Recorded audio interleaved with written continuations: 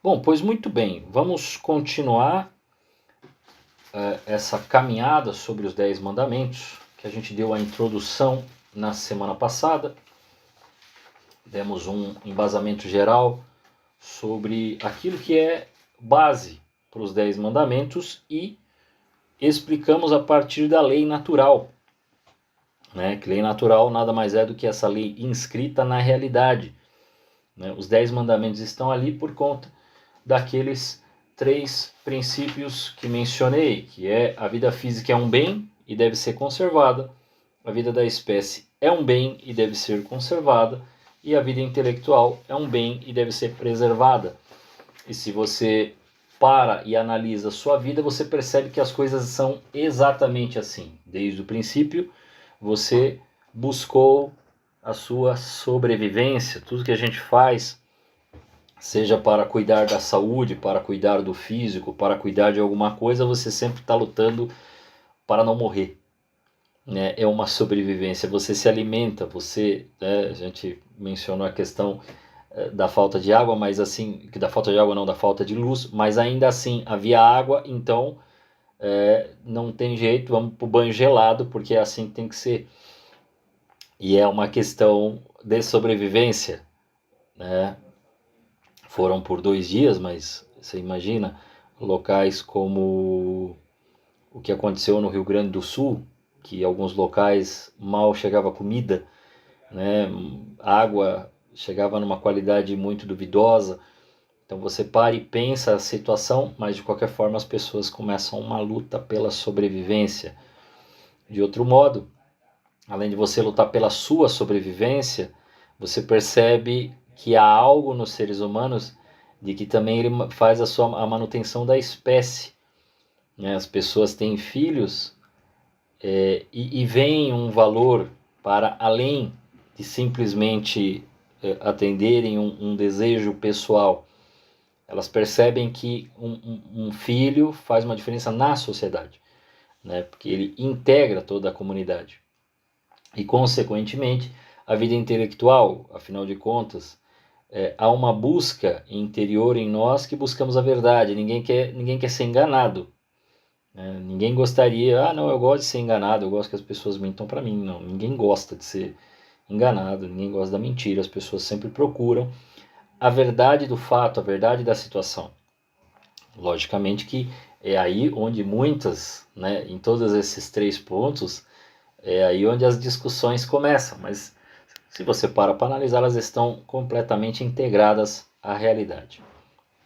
Nisso mencionei que os 10 mandamentos possuem regras positivas, como amar a Deus sobre todas as coisas, ela é positiva. Honrar pai e mãe é positivo, mas aí você tem não matar, não roubar, não dar falso, não dizer falso testemunho, não e, consequentemente, você percebe que aquelas que são leis positivas não dão margem para fazer outra coisa. Você não tem uma outra opção a não ser adorar a Deus sobre todas as coisas. Você não tem uma outra opção a não ser honrar pai e mãe. Mas, naquilo que diz não, existe um sim. Existe uma exceção que ajusta a regra e mostra a possibilidade do que pode ser feito apesar do não poder matar, que é o que a gente já vai ver hoje. E dito isso, nós temos o 1º ao 3º mandamento, o amar a Deus sobre todas as coisas, e do 4º ao 10º, amar ao próximo como a ti mesmo. Estão todos eles ali. E daí a gente entra, já de imediato, no 5º mandamento, porque eu disse para vocês que não ia fazer de modo hierárquico. Obviamente, se a gente parte do 1º ao 10º, eu estou indo no 1º, o 1º é o maior mandamento de todos. Ele é o de maior grau. Há um erro de algumas pessoas que às vezes tentam pormenorizar a situação e dizer assim, não, pecado é pecado, tudo é a mesma coisa. Não é. Não é não. Existem pecados que são maiores do que os outros. E, consequentemente, qualquer um dos mandamentos aqui descritos, quando eles são descumpridos, você cometeu um pecado gravíssimo, ou pecado grave que a gente fala. se eles não constam nessa lista, ou se eles contam, mas a intenção, quer dizer, a intencionalidade do fato, a situação pode mostrar que, na verdade, o que a pessoa cometeu não foi um pecado grave, foi um pecado venial. Então, aí não se trata, se ele é um pecado venial, ele é um pecado que pode ser perdoado no ato penitencial. Né? No entanto, um pecado grave só tem perdão na confissão, o que impossibilita uma pessoa que cometeu um pecado dos 10 mandamentos, um pecado grave, ela não pode comungar. Esse é um dos pontos. Ontem nós vimos, né, no evangelho de ontem, era o jovem rico. Eu li para vocês o jovem rico quando a gente começou a falar dos 10 mandamentos. A gente iniciou a caminhada sobre as situações e fomos tratar dos 10 mandamentos. Porque é exatamente isso. O jovem rico cumpria os 10 mandamentos. O jovem rico é um rapaz comum, católico, vamos dizer assim, que entra na fila da comunhão porque ele tem buscado, tá ali. Mas Deus falou para ele, olha filho, não basta ser só bonzinho não, você precisa dar um passo a mais. E aí na hora do passo a mais ele vacilou. Né? Mas é só para a gente poder entender isso. Como nós partimos do ser humano, falamos sobre a felicidade, sobre a busca do homem, e que a partir de toda essa busca ele encontra Deus, naquela verdade das coisas, então não faz sentido começar do primeiro mandamento. Nós vamos chegar no primeiro mandamento, mas nós vamos partir da primeira noção de vida do ser humano, que é o quinto mandamento. Ele percebe-se vivo, e se ele se percebe vivo, ele percebe que ele não quer morrer e também que ele não pode matar. Por isso que nós vamos partir dele. Por quê? Porque a vida é um dom precioso. Né? Aqui dando um geralzão assim. Não se deve matar nem fisicamente, e aí para quem não sabia disso, sequer espiritualmente. Vocês vão ver que tem alguns pecados que eles estão relacionados mais à questão espiritual do que à questão física. E o próprio Jesus nos exortou, né? Cuidado com aqueles que matam a alma. Aqueles que matam o corpo, vão matar o corpo, realmente é muito ruim, muito triste, mas tomem muito cuidado com aqueles que matam a alma. Por quê? Porque aqueles que matam a alma pode fazer você perder a eternidade. Os que matam o corpo fazem você perder a vida terrestre. É lógico que ela, repetindo, Jesus mesmo considera um dom, um grande dom, essa vida que nós temos. Tanto que o próprio Jesus chorou quando seu amigo Lázaro morreu. Né? Então a gente vê, né, a importância da vida. Pois muito bem, o catecismo nos dá aqui dizendo, já perguntando, o que nos proíbe? O quinto mandamento, não matar, ele proíbe dar nome ao próximo, dar a morte ao próximo, bater nele ou feri-lo, ou causar qualquer outro dano ao seu corpo, por nós ou por meio de outro. Quer dizer, mandar uma outra pessoa espancar, matar, bater. Proíbe também ofendê-lo com palavras injuriosas e querer-lhe o mal. Neste mandamento, Deus proíbe ainda ao homem dar a morte a si mesmo. Ou seja, Deus também proíbe o suicídio. Ok? Por que é grave matar o próximo? Porque o que mata usurpa, né? Rouba, de modo temerário, o direito que só Deus tem sobre a vida do outro, do homem, do ser humano. Né? Então, não pode. Porque destrói também a segurança da sociedade. As pessoas começam a morrer por nada. Eu acabei nem falando com uma colega de trabalho, devia ter falado com ela hoje, mas fiquei tão enrolado, acabei não mandando um recado. Ela deixou o celular em casa, ela é evangélica, foi pro culto. Na volta ela percebeu um movimento estranho de uma moto, ficou atrás de uma árvore, mas não deu tempo, o cara percebeu ela. Parou lá, foi roubá-la, queria o celular, ela disse que estava sem o celular, que estava vindo da igreja, mas tomou um empurrão, foi jogada ao chão e tal, e ele xingou, dando a entender de que ela não valia nada. né? Tipo, você não vale nada, porcaria, tal, e empurrou ela e saiu fora. E ela falou, poxa, como nessas horas a gente se sente impotente, né? Triste isso. E a vida, que é uma coisa importante, fica relegada a uma porcaria de um celular, né? Que o cara quer roubar e aí ele acha que o celular vale mais do que a pessoa. Graças a Deus ele não matou ela, porque eu já ouvi casos, né, de pessoas que estavam sem celular, não tinha. E aí, não tem celular, toma, então acaba com a tua vida. Tipo, não vale nada. A vida vale menos do que um aparelho celular. Para você ver o nível de loucura que nós estamos, né? E é o maior bem natural que a pessoa tem nesse mundo. É o maior bem, o maior dom que você tem é a sua vida aqui. Não é o maior dom de todos, mas o maior bem que nós temos aqui é a nossa vida, que é o que nos possibilita encontrar dons maiores. Ok? Mas existem casos em que é lícito matar o próximo? Sim.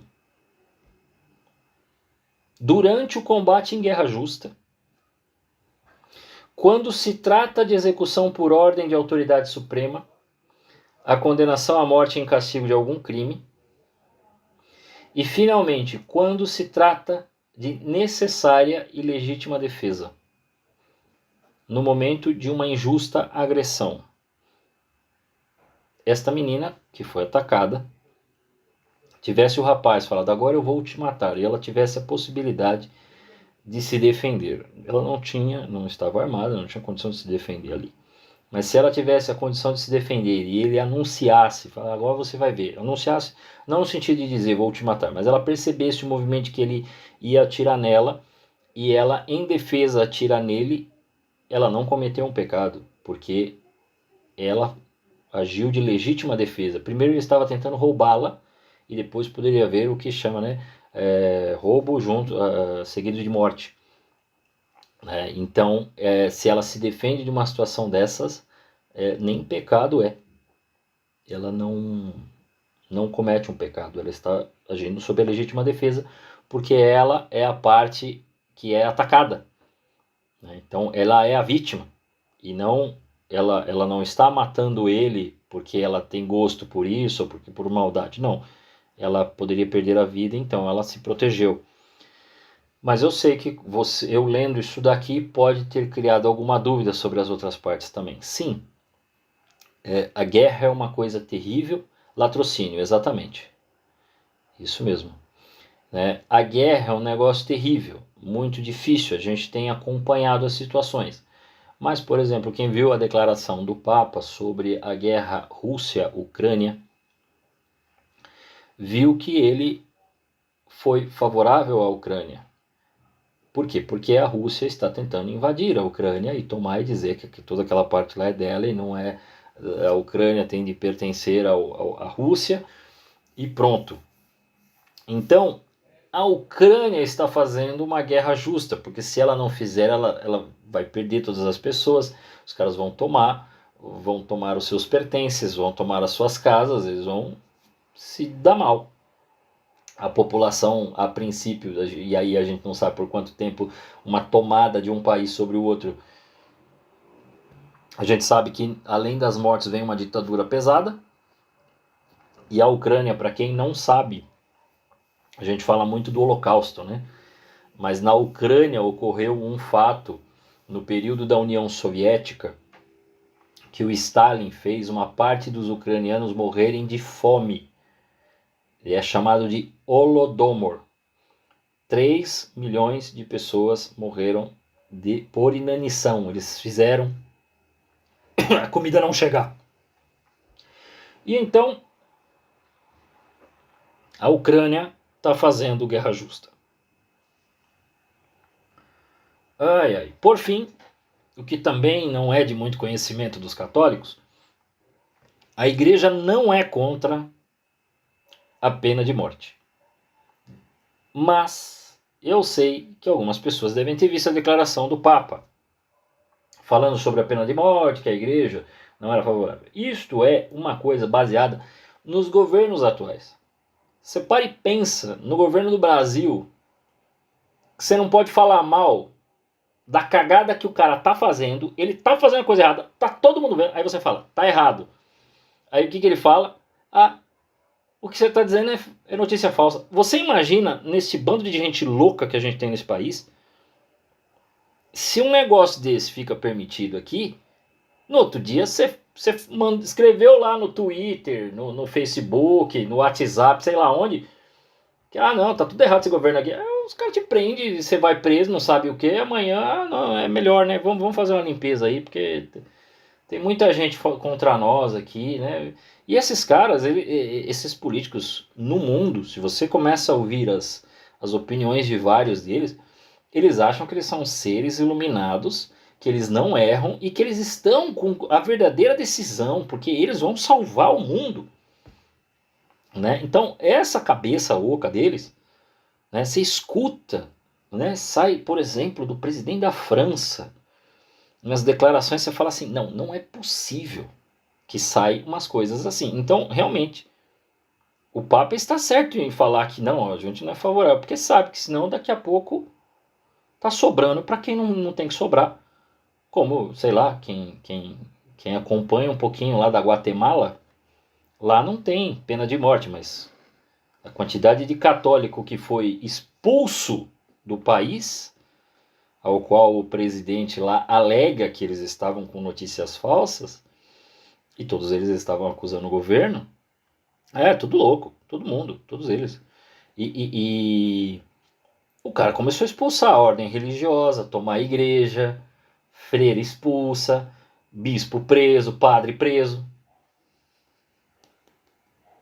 Guatemala não, Nicarágua, tá? Eu errei, Nicarágua. Então você fala, imagina, o cara tiver poder sobre a vida, vai morrer todo mundo. Então é nesse sentido que o Papa está sendo contra. Né? Quando há cérebro, né, e a gente às vezes, a galera acha assim, né, olha para séculos atrás, fala, não, o mundo era muito louco, muito horrível e não sei o que. Não, bom é o mundo atual, de que nós já estamos nesse período aqui. Meu filho, século passado foi o que mais matou de todos. Não teve século que matou mais do que o século XX. Anualmente são martirizados, segundo o estudo do Vaticano, 120 mil cristãos por ano. Isso nos coloca numa situação idêntica aos primeiros cristãos que eram martirizados. Mas a galera acha que a gente é mais evoluído hoje. Mas não é mesmo. Mas não é mesmo. E saibam, a teoria da evolução é teoria. Ela não é afirmada como a descoberta científica. Não, nós temos certeza que houve uma evolução. Não. Não tem. Um outro, né, o Deus proíbe também fazer mal à vida espiritual do próximo. Como é que eu faço mal à vida espiritual do outro? Com um pecado chamado escândalo. Esse pecado foi mencionado tem umas semanas atrás também no Evangelho de domingo. E que Jesus fala assim, quem escandalizar um desses pequeninos era melhor que... Olha a pena, olha o que ele fala. Era melhor que ele colocasse uma corda no pescoço, jogasse uma pedra e fosse junto pro rio. Olha isso! Negócio sério. Por quê? O que é escândalo? O escândalo é um pecado grave. Ele é qualquer palavra, ação ou omissão que seja ocasião para os outros de cometer pecado. Então a gente precisa explicar bem isso. Porque uma coisa é assim. O caba acha que beber é pecado. Aí ele vê o Leandro bebendo. Aí ele fala, olha, aí ele vai lá e começa a fazer um monte de bobagem e fala assim, não, isso não é escândalo. Isso é burrice dele. Não é eu ver você fazendo alguma coisa. Mesmo que eu veja você fazendo realmente alguma coisa errada, isso não me dá o direito de fazer errado e dizer que é por sua causa. Que embalo é esse aí? Não é isso. É quando eu tendo a capacidade de, com qualquer palavra, criar uma ocasião para você pecar. Ele tende a destruir a maior obra de Deus, o escândalo, que é a redenção, com a perda das almas. Porque ele dá ao próximo a morte da alma, tirando-lhe a vida da graça, que é mais preciosa que a vida do corpo. Porque é causa de uma multidão de pecados. Por isso que Deus ameaça os escandalosos com severos castigos. Por isso que ele fala, é melhor meter uma corda no pescoço. Vamos dar um exemplo aqui. Digamos que nós somos, tivesse mais gente aqui, e aí todo mundo está querendo fazer coisa errada e um de nós não faz. Não é simplesmente, nós vamos sair. Não, nós vamos sair, você pode sair para qualquer lugar, mas não é só sair. A pessoa já sabe que vai ter baguncinhas sérias. E aí a pessoa não quer. Aí o que o pessoal faz? Pressão de grupo. Como assim? Você não vai? Nossa, como você é ridículo e tal. Nossa, olha, você já foi melhor. Pô, agora tá indo... E aí você começa a criar uma situação para pressionar a pessoa, para ela se sentir constrangida de não fazer e de não acompanhar você. Aí você vai para fazer a coisa errada. E essa pessoa vai de embalo com você para fazer a coisa errada, mesmo sabendo que não deveria ir. Então esta pessoa caiu num pecado de escândalo. Por quê? Porque o outro a conduziu, né? O escandalizador. Ele, por conta de uma ação, ele cria um constrangimento na pessoa. Não é eu ver alguém fazendo coisa errada. Eu ver alguém fazendo coisa errada, se eu tenho amizade, eu tenho de exortá-la. E não falar, o outro errou, então também vou fazer. Não, então aí você que tá criando uma conveniência para pecar. Você tá tentando se convencer de que você caiu por causa do outro. É igual algumas pessoas. Uma vez estava em celebração da palavra e tratava-se realmente de bebida. Aí eu falei, a bebida não é pecado. Tanto que o vinho canônico utilizado na missa, ele é o mais alcoólico dos vinhos. Ele é extremamente alcoólico. A dose, a porcentagem de álcool dele é altíssima. Falei, agora, veja bem. Aí falei pro pessoal, isso não lhe dá direito de sair daqui enchendo a sua cara e depois dizer que a igreja lhe permitiu fazer isso. Porque isso será safadeza sua. Será conveniência sua. Você estará utilizando a palavra de Deus de modo errado e ainda colocando a culpa aqui. Mas aí você precisa começar a ser responsável. Você quer fazer bobagem? Vai lá e faça. Mas não fique colocando a culpa na igreja não. Né? Agora, quando, sabendo que é a coisa errada, sabendo que é um ato errado, que é um comportamento errado, você conduz outros para fazer isso, então você está conduzindo ao escândalo sim. Então esse é um grande problema. Por quê? Porque perde a alma da pessoa, tira a redenção dela. Ela podendo se salvar vai se perder por causa do outro. O outro está conduzindo para o mal. É lógico que nisto, nós pensando aqui na questão da verdade, né, se a gente junta com o 8º mandamento, a gente chega ao ponto de que é muito provável que pregações falsas que dizem falar de Deus são escandalosas. Principalmente aquelas que caem num não precisaísmo. Não precisa disso não. Não precisa dessa postura não. Não precisa fazer isso não. Pode acreditar nisso, não tem problema, ninguém liga. Cuidado. Porque isso conduz ao problema. Então, imagine aí quanta gente acaba fazendo isso, né? E também porque no 5º mandamento Deus proíbe ao homem dar a morte a si mesmo, isso é, suicidar-se. Ele proíbe o suicídio porque o homem não é senhor da sua vida, como não é da vida dos outros. A igreja, por seu lado, castiga o suicida com a privação da sepultura eclesiástica. Antigamente era assim, né? Essas pessoas que se suicidavam não podiam ser colocadas no mesmo cemitério, né? Ia para um outro local. Hoje isso, né, até porque o cemitério é tudo municipal, e misericórdia, que esses cemitérios aí, esse cemitério do Ariston aí, difícil, hein? O pessoal tava roubando caveira aí, corpo, então difícil. Bom, o quinto mandamento proíbe também um negócio que talvez assim, para nós a gente começa a achar estranho, né? Como que é um negócio chamado duelo. Duelo é difícil de ter, né? Então pessoas não pegam, mas vamos duelar aí, né? Pegar arminha, vai um para cada lado, espada, não tem isso.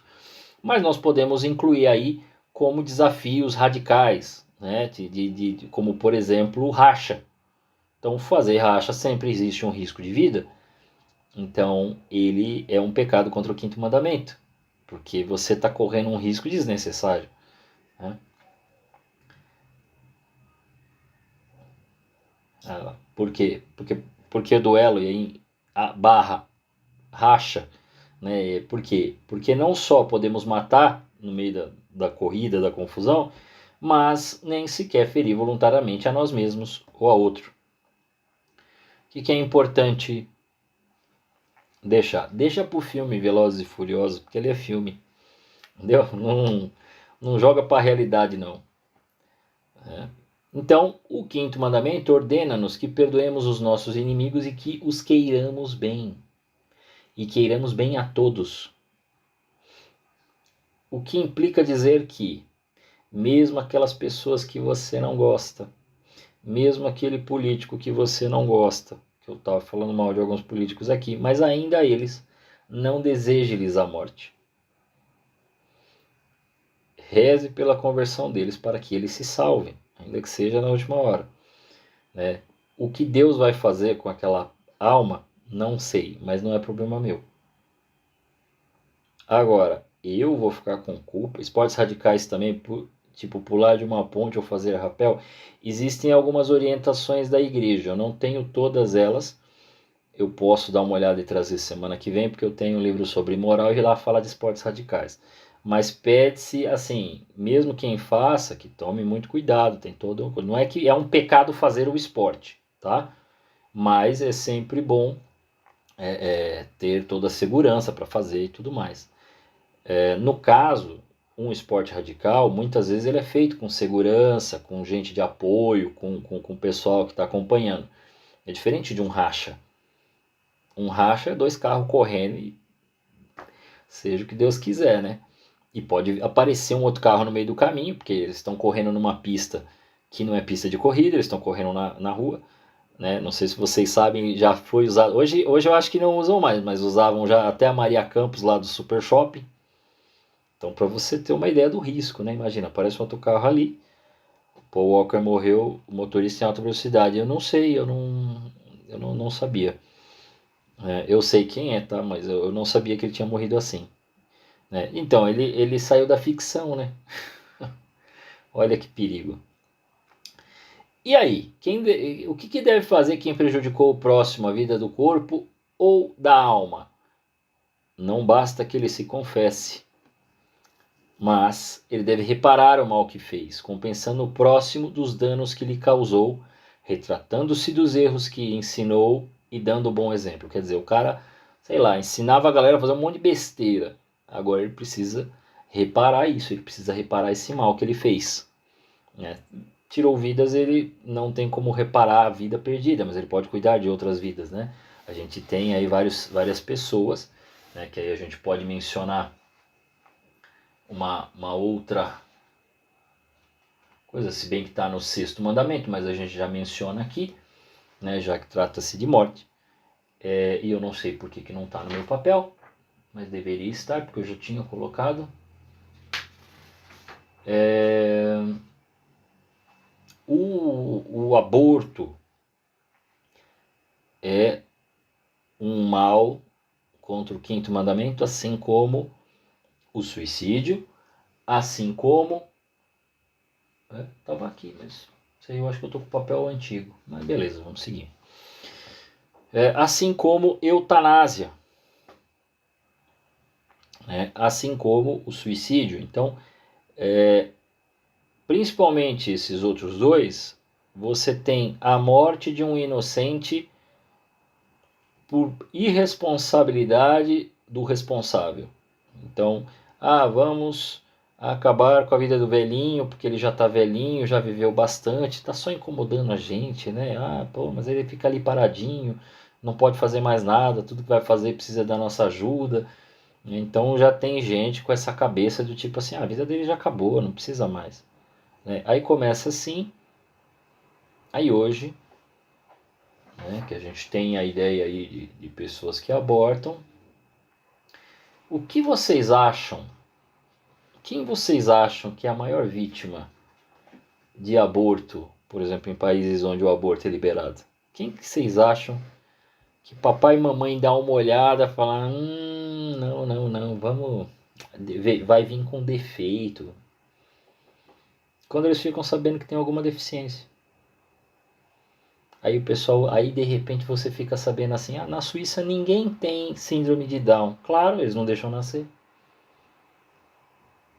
Não vai ter mesmo. O nome disso é eugenia. Né? O nome desse negócio é eugenia. Esse tipo de maldade. Ah, não, ó, mas aqui, ó, povo sadio, não tem. É lógico que não tem.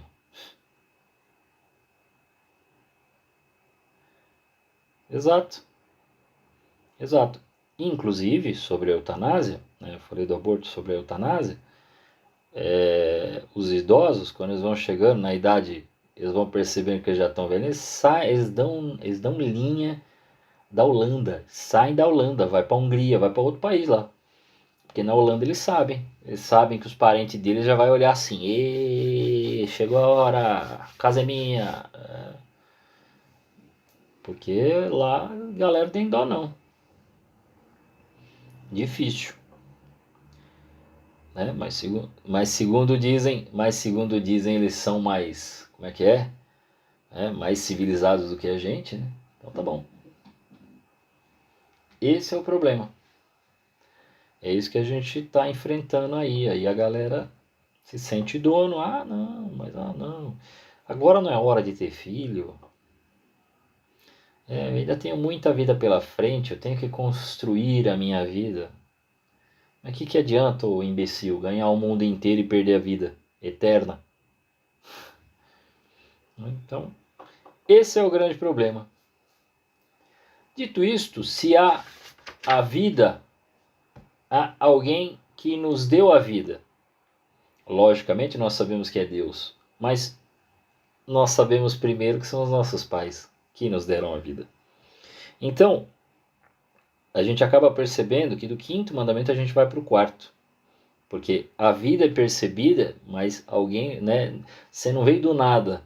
Você foi gerado, gestado. E papai e mamãe que fez. E o que nos ordena então?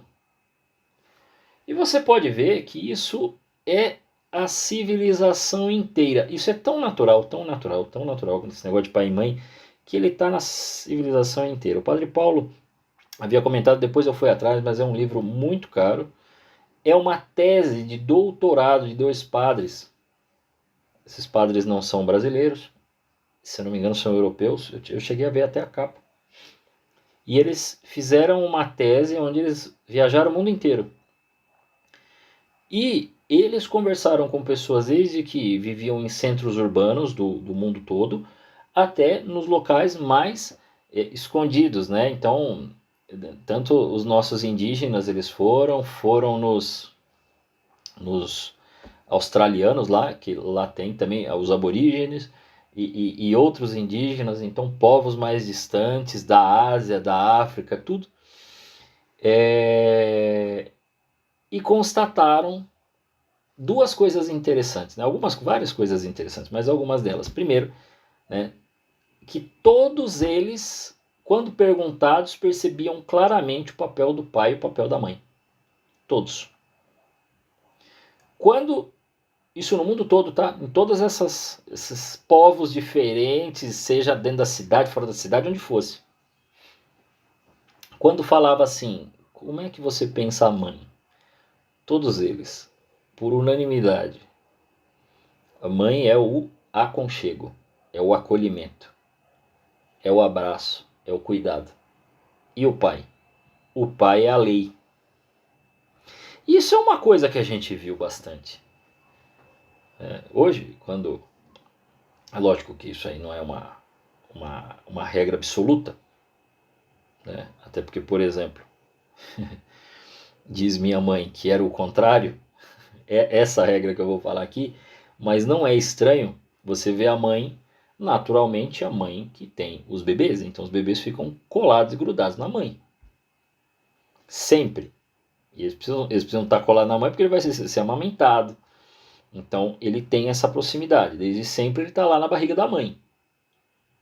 Ele ouve a voz do pai. Então ele já sabe quem é ali. E não é estranho quando as crianças crescem e começam a desgastar a mãe, porque a mãe tem que ficar ali, né?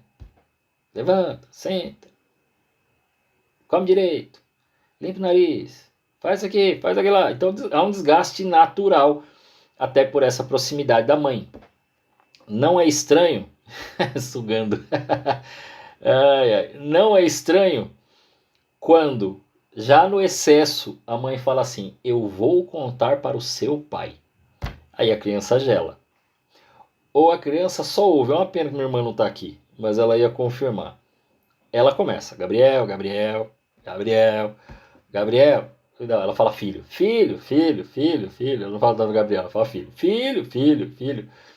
De repente aparece o pai, o Rafael. Aí ele faz assim: Gabriel. O menino já chora. Não precisa fazer mais nada, só olha. Ele olha sério e já... Gabriel. Muda tudo. Já muda todo o comportamento. É incrível. Sem bater. Nem estou falando aqui de bater, hein? Não é isso. É só o olhar do pai. Porque o pai é a lei.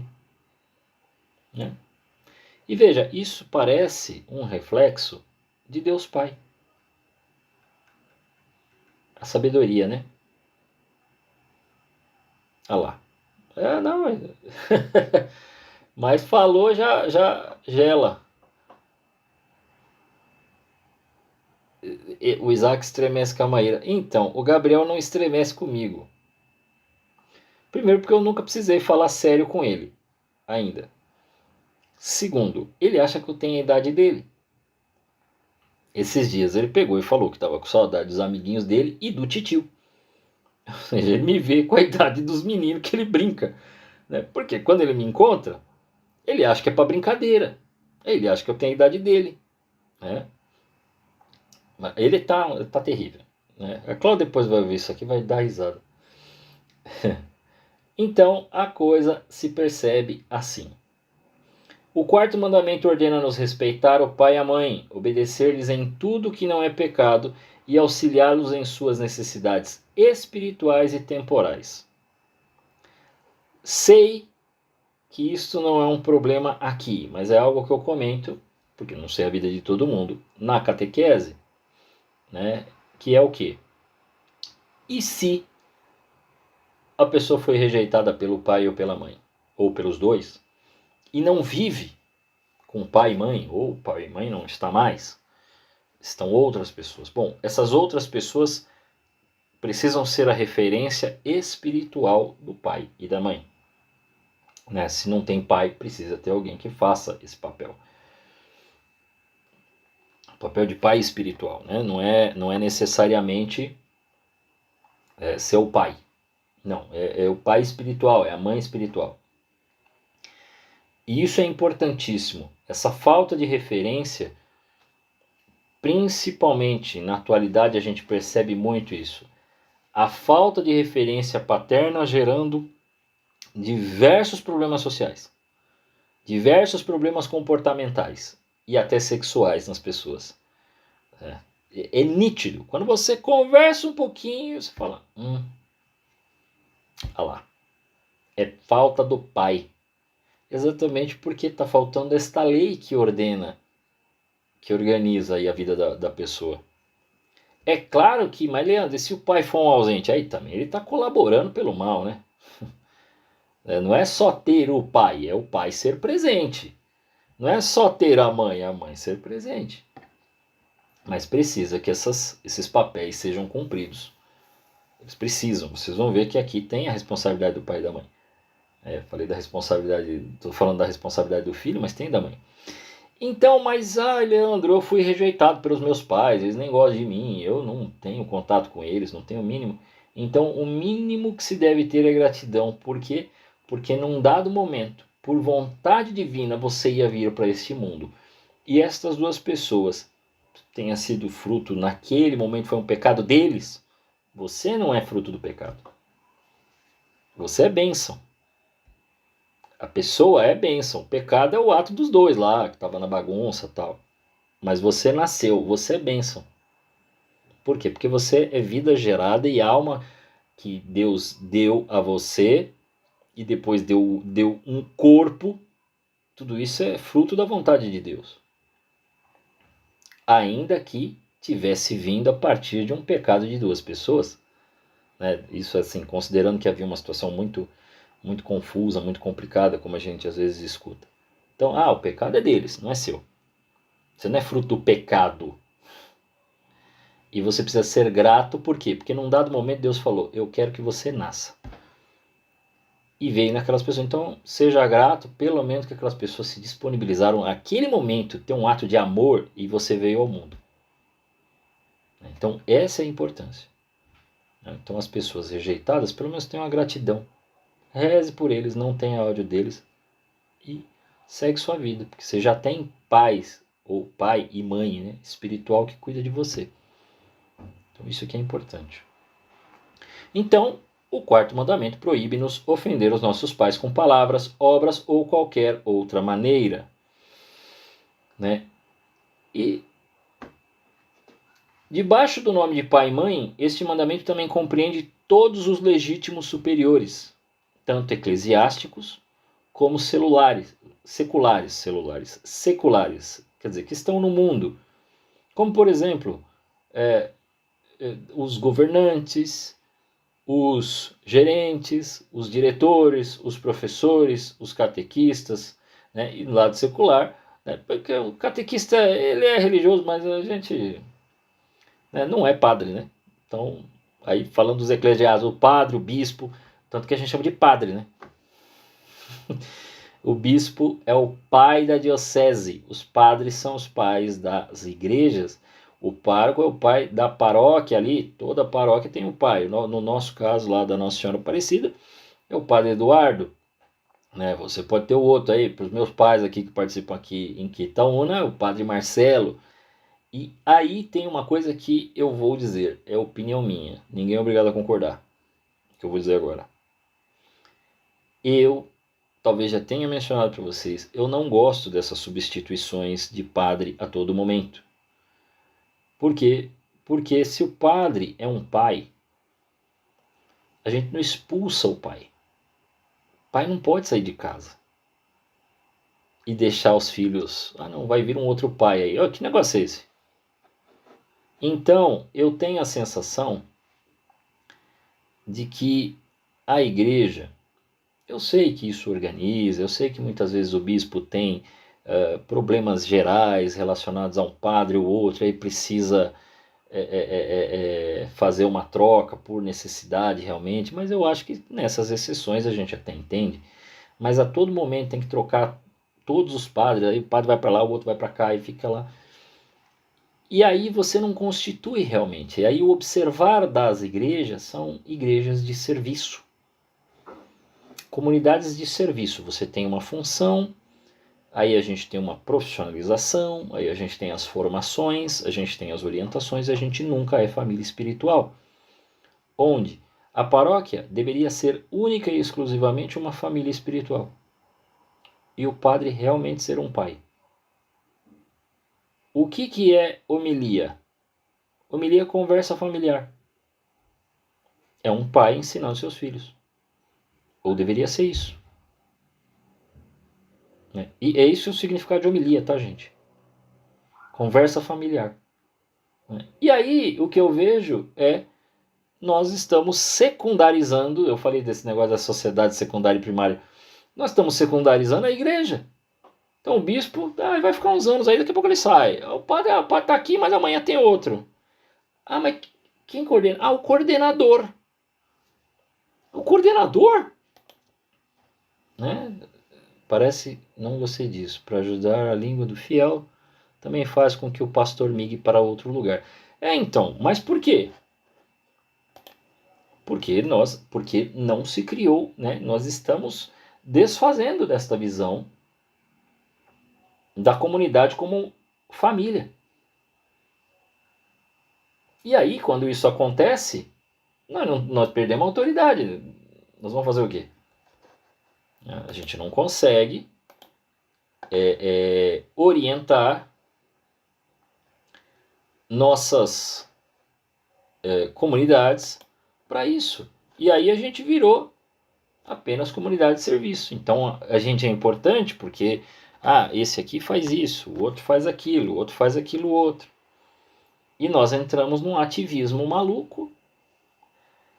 E agora, assim, é muito difícil de você desfazer esse balaio de gato que fizeram. Como é que você desfaz? Não desfaz. Porque quando você fala o que eu estou dizendo aqui, e eu já falei para alguns paroquianos, né, e já falei para alguns padres, nem eles entendem mais. Nem os padres entendem. Porque é um negócio assim, mas como assim? Mas a igreja funciona assim. E não é. A igreja funciona assim tem uns 60 anos, vai. Mas a igreja, primeiro que você não tinha também tantas comunidades e tantas pessoas no mundo. Você tem um aumento da cidade e tudo mais. Realmente, depois da Segunda Guerra Mundial, você explode com o número de gente por conta daquela geração chamada de Baby Boomer, que aí cada vovó tinha 15, né, bisavó, né, tinha 15, 16 filhos. E aí você entra nessa situação das cidades grandes, e aí começa a aumentar o número de comunidades também, então tem que ter mais local, tem que ter mais padre. Só que a gente passou a ter aquelas comunidades menores onde o padre cuidava realmente dos fiéis e os fiéis cuidavam da igreja, para agora todo mundo é funcionário. Né? E eu não estou falando de trabalhar, por exemplo, eu estava falando aqui a alegria, trabalhar lá na quermesse, o problema não é trabalhar na quermesse. O problema não é ter uma atividade pastoral. O problema é olhar para a igreja só com olhar de serviço. E não ter realmente esse olhar de conduzir almas para o céu. Aí a gente começa a achar que está fazendo muito porque a gente está fazendo. E aí começa aquelas bobagens de separar oração de ação. Não, quando está rezando, está agindo já. Não fosse assim, né, os que vivem isolados do mundo, né, os beneditinos, por exemplo, que ficam enclausurados, ficam para dentro. Então, eles não estão fazendo nada. Os caras levantaram só a Europa toda e não estão fazendo nada, pelo amor de Deus. Então, esse é um ponto. Então, nós temos essas autoridades espirituais, esses superiores, tanto eclesiásticos quanto seculares, pelo qual nós devemos obedecer e respeitar. Né? Nós temos partido de pontos e se discute muito, porque hoje vocês podem, acho que todo mundo percebe que todas as instituições, as grandes instituições, que por exemplo as que compõem o Estado, acabam sendo questionadas sua autoridade, sua capacidade e tudo mais. Existe muita razão nisso. Ao mesmo tempo, quem trabalha nessas instituições está certo quando fala que há um desrespeito desmedido para com as suas pessoas e para com os cargos, certo? Mas há da parte deles pouca observação de seus atos. Eles acham que, aquilo que eu falei anteriormente, eles acham que todos os atos deles estão certos, corretos, não devem ser questionados. Não é assim. Mas ao mesmo tempo, eu concordo que existe algo desmedido que toma um tom. Bom, se coloque no lugar dessas pessoas e veja o que é falado para eles, aí você fala, putz, será que eu ia gostar? Então, assim, tem gente que eu realmente não gostaria de ser amigo e eu detesto o jeito de alguns e as decisões, seja lá de quem for. Né? Se a gente não quiser falar de autoridade, de quem já está nos cargos públicos e políticos. Bom, vocês viram aí, vocês estão vendo aí a eleição para prefeito de São Paulo, que é uma vergonha. Todos, sem excluir nenhum deles, uma vergonha. E aí dá raiva, você fala, meu, como é que eu vou respeitar um cara desse? Então assim, quando ganha, fala, pô, tem que trabalhar junto, né? Já que você tá aqui, vamos junto. Mas é vergonhoso. Ó, se cair eu vou mandar, porque eu já estou finalizando também o quarto mandamento, eu já mando o link para vocês. Não vai dar problema como deu aquele dia, porque o computador agora tá rodando mais liso, tá? Então não vai dar problema. Bom, então, de onde vem aos pais a autoridade de mandar nos filhos e os filhos a obrigação de lhes obedecer? A autoridade que os pais têm de mandar nos filhos e a obrigação que têm os filhos de obedecer vem de Deus, que constituiu e ordenou a família, a fim de que nela o homem encontre os primeiros necessários para seu aperfeiçoamento material e espiritual. É isso. Os pais são os primeiros que a criança vê. Eles têm esta autoridade. E foi Deus que colocou. Então nós não podemos desfazer isso. Isso vem deles. Existe uma autoridade, né? Autoridade não, existe um dever dos pais para com os filhos? Obviamente que sim. Isso existe. Né? Então, o quarto mandamento ele não compreende só a obrigação do filho, mas a obrigação do pai também. Bom, então vamos lá, obrigação dos pais. Os pais têm dever de amar, de cuidar, alimentar seus filhos e prover a sua educação religiosa e civil. E dar-lhes o bom exemplo, afastá-los das ocasiões de pecado, corrigi-los nas suas faltas e auxiliá-los a abraçar o estado para o qual são chamados por Deus. Não é obrigar ele a ser padre, ser freira ou, sei lá, ser advogado, médico. Não, é conduzi-lo para que ele faça a boa escolha. Isso a gente só ajuda o filho com discernimento, né? Dando orientação para que ele escolha da melhor maneira possível. É sempre bom lembrar, não existe educação perfeita. Pais e mães, por mais que acertem, vão errar alguma coisa. Minha mãe queria que eu fosse freira, não tenho vocação para isso. Então, tem gente que tem gente que não tem, então é sempre bom, por mais que os pais possam ter gozo de alguma coisa, né? Meu pai, por um tempo, é lógico, foi um tempo curto, mas por um tempo ele desejou que eu fosse jogador de futebol. Quando ele me viu jogando bola, ele rapidamente desistiu dessa ideia, porque ele percebeu que eu né? Aliás, tirando o teatro, né? Eu acho que teatro eu vou melhorzinho, mas artes manuais, esquece, meu amigo. É ruim. Eu acho que um dos únicos seres humanos na face da Terra que não ficou de recuperação nem repetiu em nada. Só fiquei de recuperação em educação artística, porque a professora passou artes plásticas e eu fiquei de recuperação. Então eu sou desses. horrível. Então é isso. Então a educação religiosa e civil, faço questão. Então, mas não tinha. Eu falei para a professora, no primeiro, ela olhou para minha cara e falou assim: ai, Cajado. Na escola me chamavam pelo. Na escola, hoje na igreja também estão me chamando pelo sobrenome. Ai, Cajado, você tinha que estar aqui?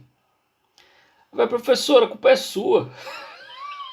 Ela, por que a culpa é minha? Eu falei, você não passou teatro, você quis passar pintura, né, desenho, eu sou horrível nesse negócio. Você nem tentava, foi horrível, não consigo. E uma porcaria. Então, realmente, né, não passou teatro e tal, mas vamos lá. E aí, por que eu falo de educação religiosa? É obrigação dos pais. Vocês não chegam, é lógico, Maíra já passou, já levou todos os filhos para catequese. Não, falta a menorzinha, mas a menorzinha já está nas filhas de Maria. Pois bem, eis que numa reunião, a coordenadora ainda era a Fernanda, mas nem era na Nossa Senhora Aparecida, era na São Paulo Apóstolo. Depois. E aí, tá lá o padre Eduardo, né? E tá lá a Fernanda, estão falando com os pais. Aí levanta a mão uma mãe revoltada. Vocês, estou revoltada. Por quê, filha? Por quê? Porque já tem 3 meses que a catequese está acontecendo e até agora minha filha não sabe rezar um Pai Nosso e uma Ave Maria. O padre disse que exortou. Né? Por quê? Porque a obrigação é da mãe. Como assim? Sabe o que é isso? É o olhar de escola. Né? Você olha para as coisas simplesmente com um olhar utilitário. Então, não é um sacramento que vai receber, é um rito de passagem. É porque as pessoas precisam fazer, a pessoa precisa ter um Deus. Então ela precisa fazer, a gente já é católico, então ela precisa fazer catequese. Se fosse evangélico, era escola dominical. Era outra coisa lá que tinha que fazer. Porque tem que fazer. Entendeu? E aí ela acha que é um cursinho. Como quem passa de ano. Né? Que aí também você vai ver a escola, a criança tá jogada lá na escola. Por quê? Porque ela acha que aquilo é só uma obrigação. Ah, não, porque tem que trabalhar. Então as coisas perdem o significado espiritual e ganham apenas um significado utilitário. Ah, é de passagem, porque senão depois não dá para casar. Ah, então tem que estudar, porque senão não dá para trabalhar. Porque senão o que você vai ser? Então esse é o grande problema. O pessoal lembra da educação formal, mas esquece da educação espiritual. Qual é o modelo de família perfeita? Não é, né, eu sei que vocês não, a maioria aqui não acompanha, mas às vezes deve acompanhar um outro. Família perfeita, o modelo da família perfeita é a Sagrada Família. Não é família de Instagram, de católico, que fica dizendo quantos filhos você tem que ter, ou que roupa você tem que usar, ou se você tem que estar maquiada até quando você está dentro de casa. Né? Não é essa galera. Porque essa galera não dá conta nem das bobagens que fala.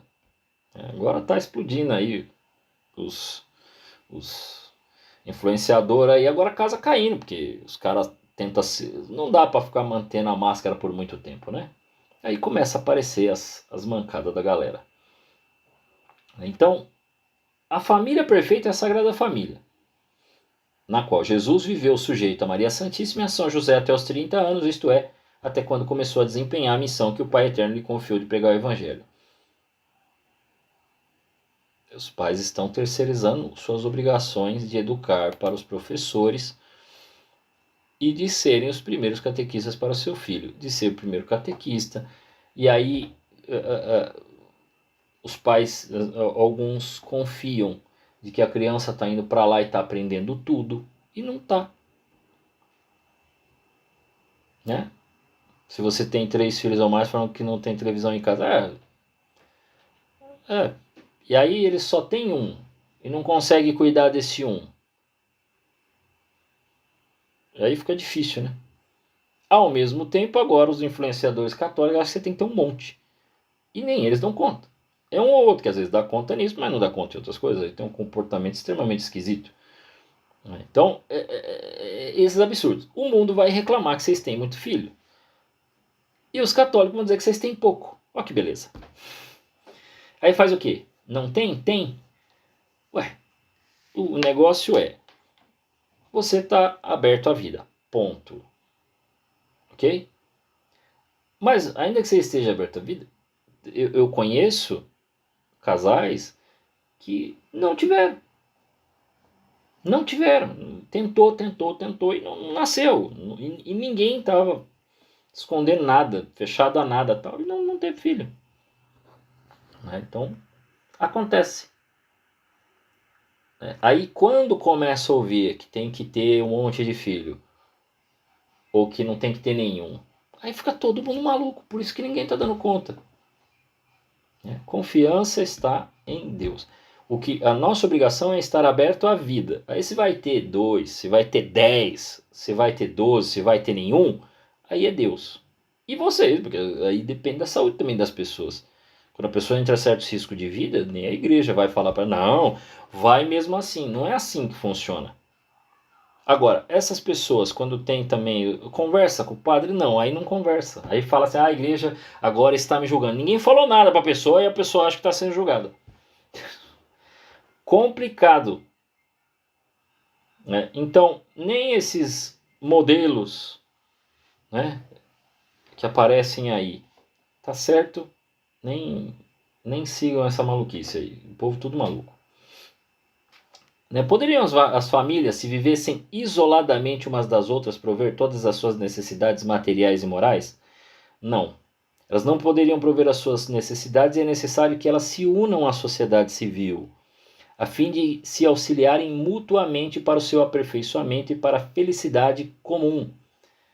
Né? Então, a sociedade civil é a reunião de muitas famílias, dependentes da autoridade de um chefe. Quer dizer, você tem uma sociedade formada, você vai ter alguém que organiza, que ordena essa sociedade, para se auxiliar reciprocamente a conseguir o mútuo aperfeiçoamento e a felicidade temporal. É por isso que o quarto mandamento também exige de nós um amor à pátria. Né? Então, o quarto mandamento fala também da mãe pátria, né? Nesse sentido. Por quê? Porque eu nasci no Brasil, eu fui nutrido por essa terra. Né? Isso é um conceito que quase ninguém fala, não. Acho que ninguém fala. Né? Acho que ninguém fala. O Brasil, por melhor ou pior que possa ser, foi ele que te nutriu. Você está vivo até hoje, você está cuidando dos seus filhos, você está cuidando da sua família, você está vivo. Então, cabe a nós este amor pela pátria. Né? Então, é nesse sentido mesmo, de compreender sua história, às vezes em alguns pontos bons e alguns pontos ruins, mas ainda assim procurar amar-lhe, quer dizer, querer o bem do país, trabalhar pelo bem do país, fazer pelo bem do país. Por quê? E aí sim, auxiliar aqueles que governam para que possamos ter um bom país para todos nós. Quando as autoridades não entendem isso, aí a coisa vai, né, vai de mal a pior. Eu não estou falando aqui, veja bem, eu não estou falando aqui de declarar-se patriota unicamente por marketing político. Isso não me interessa. Assim como disse na semana passada e retrasada que a igreja não é contra o Estado. A igreja não é anarquista. A igreja vê a necessidade de que tenha alguém que governe. Então é necessário que alguém governe o país. Isso está definido no quarto mandamento. Quando eu começo a ir contra o país, eu estou indo contra o quarto mandamento. Então não estou honrando a mãe pátria. A autoridade que governa a sociedade civil vem de Deus, que a quer constituída para o bem comum. Só pegar o início do terço. Você não, lá no início do terço, quando a gente coloca, você começa a oração, você coloca, né, pelos governantes, né, por aqueles que governam, pelo Brasil. Por que fala isso lá no começo? Exatamente porque nós estamos comprometidos com esta missão da Terra de Santa Cruz, que é esse país aqui, né, que é formado por 3 povos. Né? É lógico que já existiam os índios aqui, mas o Brasil, como o conhecemos, ele é a formação de 3 povos. Nenhum a mais, nem o outro a menos. Ele é a formação de 3 povos importantes. Né? 3 culturas diferentes. Os indígenas, os africanos e os europeus. Cada um tem a sua contribuição. Né? E que demorou e tudo mais, e a gente, né, quem estava... vocês não estavam na missa, vocês viram missa com o padre Eduardo, outros devem ter visto, né? Mas no dia 12 eu vi a missa com o padre Vinícius, e ele mostrando o quanto o símbolo, né, de Nossa Senhora Aparecida é a união dos povos. Né? É a união desses 3 povos.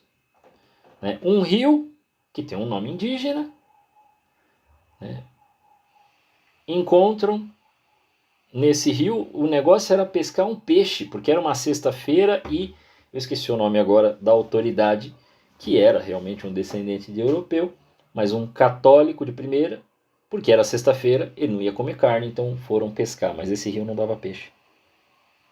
Foram puxaram a imagem.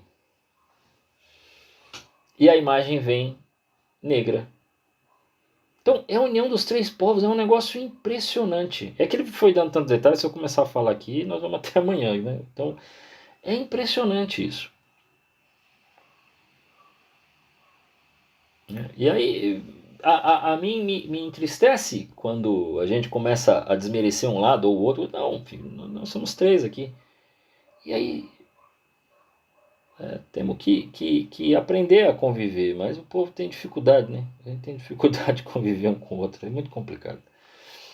Né? A obrigação de respeitar a autoridade que governa a sociedade? Sim, todos que pertencem à sociedade civil têm a obrigação de respeitar a autoridade e de lhe obedecer, porque esta autoridade vem de Deus e porque assim exige o bem comum. Não significa cumprir e obedecer leis que estão fora ou que desobedecem os mandamentos da lei de Deus. Porque aí a gente vai para aquele ponto. Primeiro eu obedeço a Deus, depois a lei dos homens. Mas eu devo obedecer aquilo que não está ferindo nenhum mandamento, está se dizendo, pode estar certo, pode estar errado, a gente pode discutir, mas... Deve-se respeitar, até fala aqui, todas as leis que são impostas pela autoridade civil, todas as leis que a autoridade civil impõe, desde que não sejam contrárias à lei de Deus, pois esta é a ordem e o exemplo de nosso Senhor Jesus Cristo. Nessa hora quem tem que obedecer são eles. Né?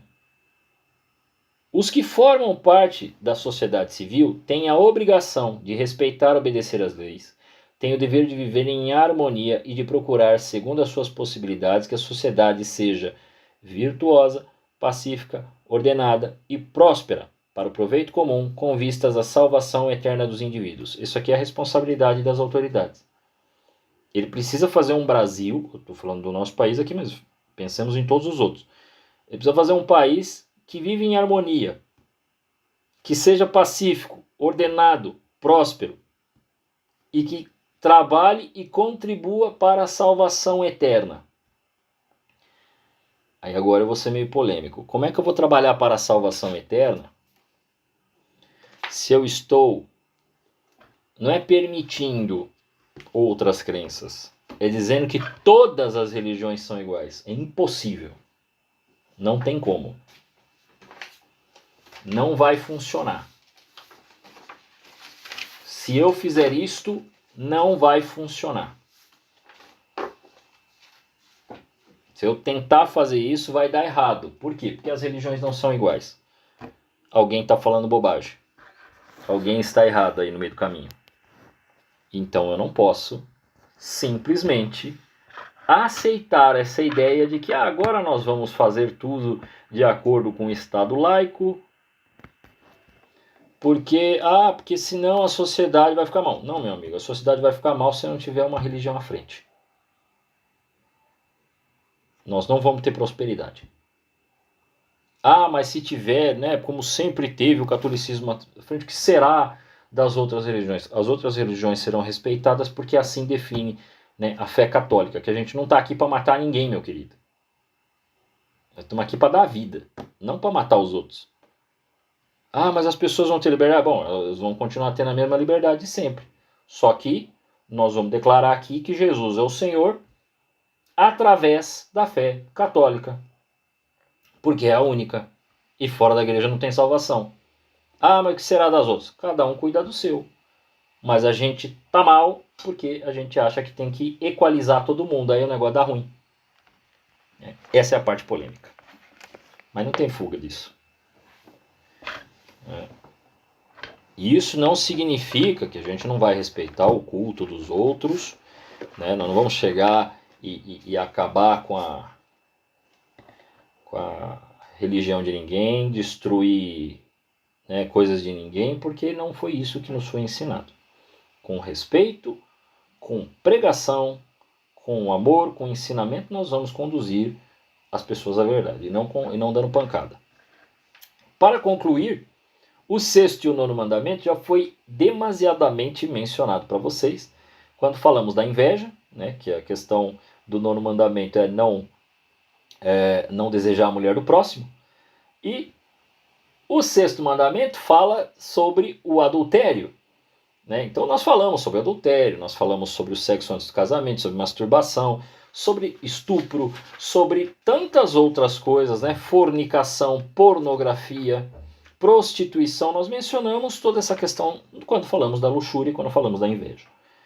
Mas eu mesmo disse que não ia falar naquele momento dos homossexuais, porque não era o assunto. Quando eu falei de gênero, eu não estava falando dos homossexuais.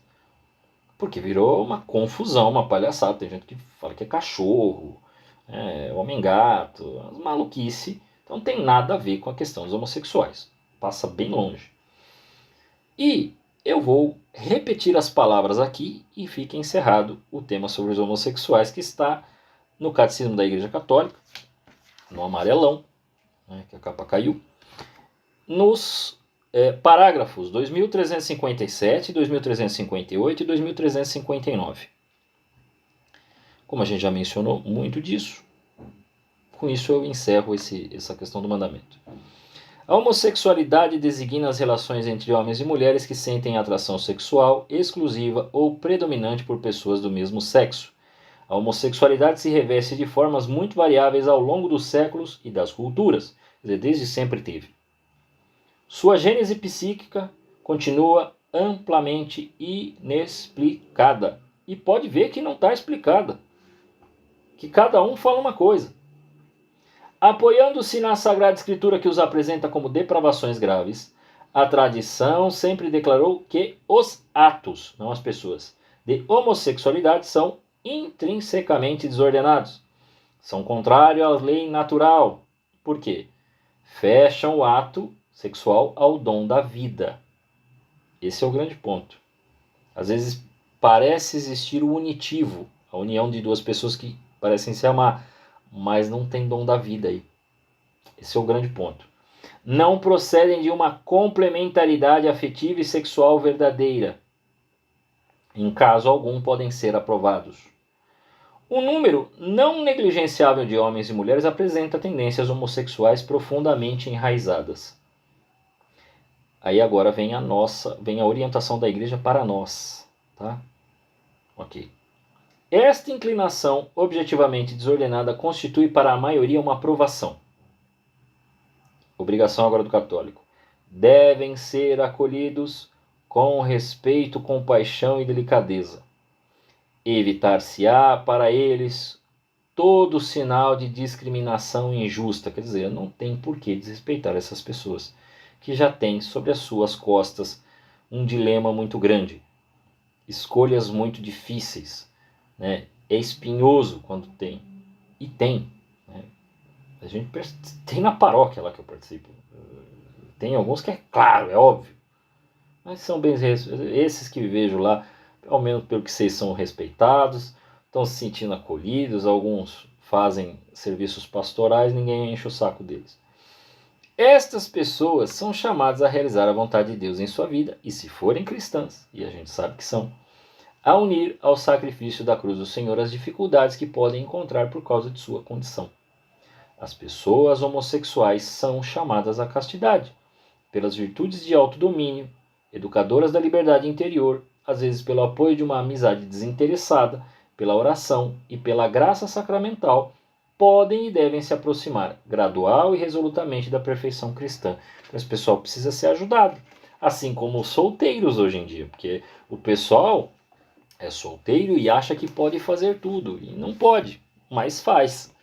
Né? E por isso que eu perdi e perco muito tempo quando dou os cursos falando, porque eu sei que a grande maioria, se tiver, até hoje não sei se teve, mas a grande maioria era tudo heterossexual, então eu perco mais tempo falando para os héteros, porque a confusão começa em nós. Essas confusões começam entre homens e mulheres. E aí depois a galera, nas curiosidades, fala, e se eu fizer isso aqui? E se nós fizer isso aqui? E se fizer isso acolá? E aí começam os problemas, né, históricos que a gente acaba vendo. né? Então a questão dos homossexuais é só mais uma consequência posterior. Mas primeiro começou, né, entre homens e mulheres que começam a ter as suas ideias malucas. E a coisa vai se perdendo aí. Bom, era isso. Na semana que vem nós vamos para o 7º e o 10º mandamento. E, havendo tempo, falaremos do 8º mandamento.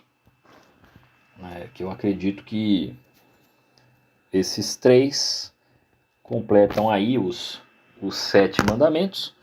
E com isso aí depois nós vamos falar do 1º, 2º, 3º, para também falarmos dos 5 mandamentos da igreja.